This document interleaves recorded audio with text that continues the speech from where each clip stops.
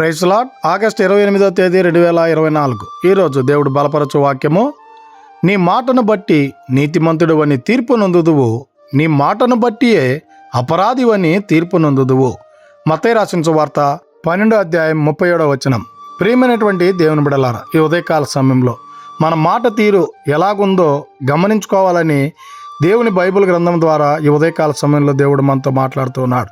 అయితే నీ మాట తీరు ఈ ఉదయకాల సమయంలో ఎలాగుంది? పెద్దవాళ్ళు సామెత చెప్పినట్లు మన నోరు మంచిదైతే ఊరంతా కూడా మంచిదిగా ఉంటుందంట.